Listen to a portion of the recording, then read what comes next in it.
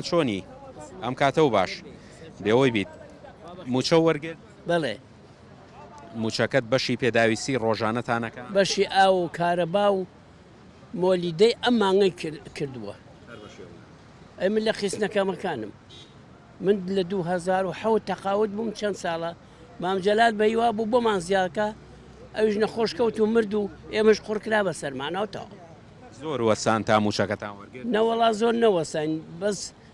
ئیتر ئاخری عمرمانەوە پاکمانە ئەوە حاڵمە بۆ گۆچانە نەبێ خۆ ناتوانمان بەرەو بەرکەم نەوەڵا ئەوەی کە بینیمان لە پار ساڵە یانی بەداخەوە چەند خانە نشینێک دۆخی تەندروستیان تێکچوو